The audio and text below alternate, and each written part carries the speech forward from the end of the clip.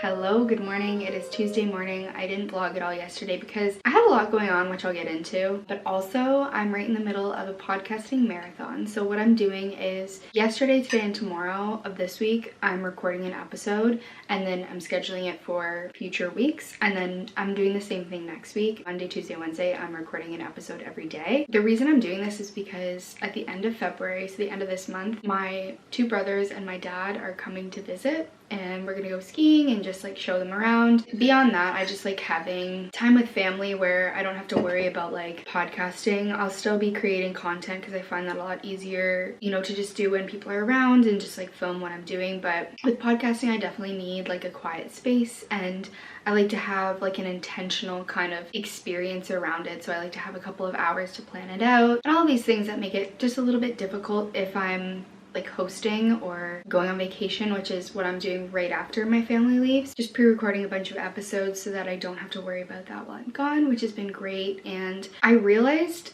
also like that I'm pretty avoidant when it comes to certain things like podcasting, because I can often wait until the very last minute and there won't be any consequences. But anytime that I really pre-record things and I'm very organized, I'm like, okay, I need to remember this feeling because it feels so good. And there's no reason why I can't just sit down and like be intentional and just put out an episode. But I feel like it does require a different type of mental energy than like creating content for me, because I really do like to like have a script and be really thoughtful about it. I think my takeaway from this sort of experience that I'm learning is like I make it a lot harder in my head than it actually is.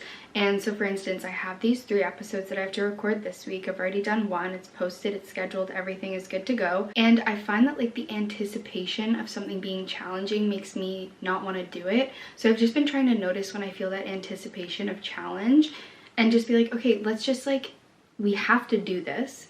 Let's just like let that feeling subside and just be a little bit more open to the experience of ease. If you are a listener of the podcast, you'll know that my kind of design your character focus for last year, something that I was working on personally, was opening up to that feeling of ease more and more. And so anytime I notice that feeling of like telling myself it's going to be hard before I've even done it or like tried, is when I have to really like check myself and just be like, let's just not add that feeling to this experience because it's not helpful. If I'm trying to get a task done, having this like anticipation that it's going to be really hard and frustrating is not helpful. Just really trying to notice every time that comes up and just letting it go. I think my feeling is that with podcasting, I want to be able to fill like at least 30 to 40 minutes. And every time I sit down, I'm like, I don't know how I'm going to do this, because, when I look at the script and everything, I just feel like I don't want to be putting stuff in that isn't like helpful or worthwhile. And I don't want to feel like I'm trying to push to fill that time.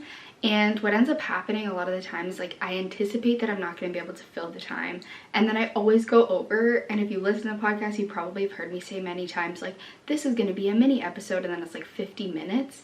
So I think it's just like realizing that it's very much in my head, these worries that I have. And also, if I just feel like I don't have enough to fill 40 minutes, it's okay if I do a shorter episode too. Like, nobody's telling me what I have to do. And I think that I'm just like unpacking a lot of these like things that I internalized about what I have to do and what's the right way to do things, because I'm so used to kind of having a boss, having a manager, having a teacher, having a professor like telling me how I need to do things.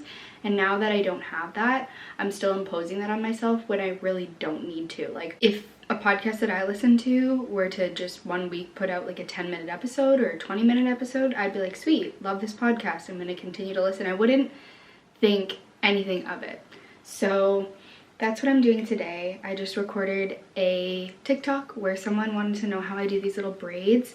And funny enough, like, of course, when I'm actually doing the tutorial, I do them so poorly. Like, they look like awful, but also they're never very good to begin with. So I'm just gonna be like, this is how I do it. I'm not saying that, you have to do it this way, but there you go. So I filmed that. I'm also cat sitting our downstairs neighbor's cat right now, who is so precious. And it's been really nice to spend time with a cat again, because obviously our cat Leo passed away last year, and so I've been really missing that presence and missing like just having someone else in your space. Like, it's really nice, and I always forget that. So yeah, I'm just gonna finish up the episode for today. What I'm talking about today is this idea of what I'm calling copy and pasting your own success.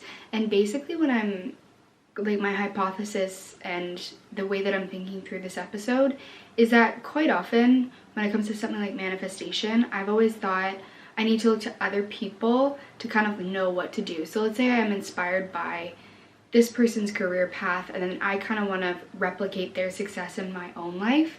Well, I actually began to think a couple of years ago about how I have those examples within my own life, and I can actually look at my own life and say, well, I did this in a very unique way. I overcame this obstacle. Like, why am I not looking at that and being like, okay, let's apply this to an area that I'm currently struggling with? So this whole idea of copy and pasting your success is basically looking at an area of your life where you've experienced something challenging, overcome it, or maybe accomplish something, and then just looking and kind of reverse engineering that process that it took for you to get there and applying it to a current life situation.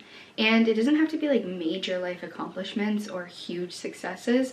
For me, the example that I'm giving in the episode is something super simple that has like changed my life in a lot of ways, which is just recognizing the way that my brain works in relation to completing tasks and then applying that to like so many different things. So for example, for me, what works best is if I take big tasks and I break them down to like tiny micro steps. So if I'm cleaning my apartment, I literally have to say like clean this drawer or clean this bedside table and like break it down into categories. And then I look at that, I'm like, wow, I can actually apply this to so many different areas of life, whether that's like manifestation or getting a podcast episode published or creating a weekly schedule, anything really. I can apply that same logic, and that's why I call it copy paste. I just take what I already know to be helpful and to help me to thrive, and I just paste that into areas of my life that I'm currently maybe having that experience of friction or tension or whatever it may be. I'm gonna get to work on that and check in with you in a bit.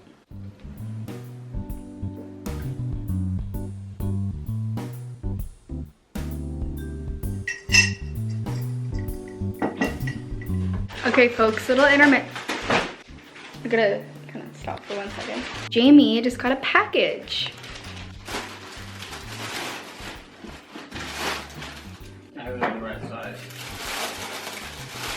Wow.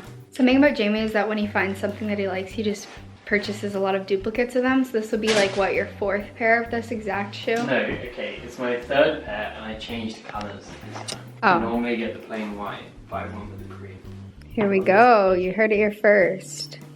I've never had this shoe, but a lot of people say they're really good. They're really comfortable. They didn't look like great for my wide feet, but you don't have... Pardon? They would be fine. They just like look good. You know? It's a classic.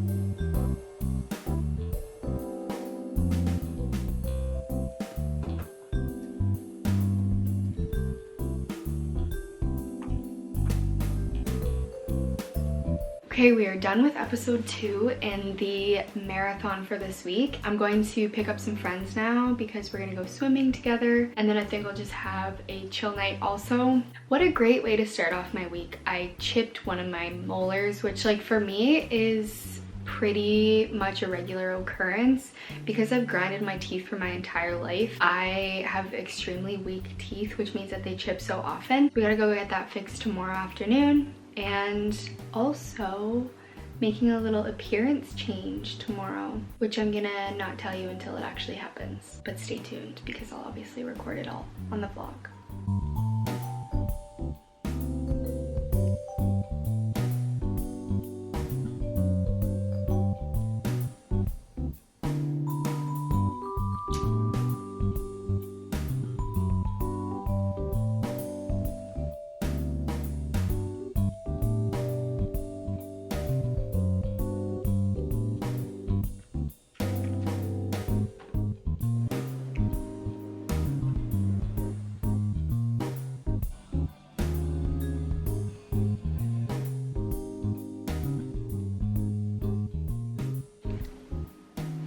Okay, so my new hair reveal. I feel like a completely different person. I feel like I've unlocked a new character, a new version of me, and it's exactly what I wanted. It's obviously quite a change for me, And I feel like I haven't quite it hasn't quite calculated in my brain, but I love it. I think she did a great job. She did exactly what I wanted. Little trim too. Going out for dinner. These are our outfits. Looking fresh. We don't know how posh it is, so we kind of went like casual, smart. Jamie's, it looks like you have a mullet right now. Look at your hair. I'm actually getting my hair cut in a mullet soon. Are you actually? Yeah. Oh. Are you really? Yeah, I am. Oh, wow. The context on our dinner place, Jamie? So I have a client that I teach skiing, and the kid's dad owns this Chinese restaurant downtown. So we're going there. He invited me, and there's 2 other people that also teach him. So we're all going.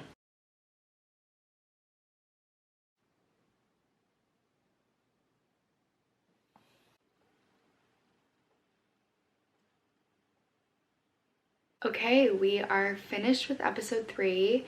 I did 3 days of podcast recording, pre-recording, so that I wouldn't have to worry too much about it while I was gone. And then I'm going to try to do the next thing, or I'm going to try to do the same thing next week. What I do find with my creative process is that the more open I am to just like letting it unfold naturally and not forcing it, I can get a lot done. And I had mentioned this, I believe, at the beginning of the video. It's just basically removing that anticipation of struggle and just letting it be what it is. If it is a struggle, okay, like let's navigate that. But I don't need to add this like anticipation leading up to the task that it's going to be hard.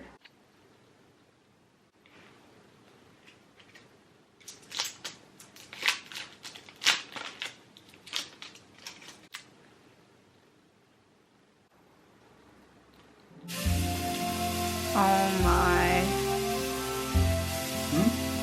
Nothing.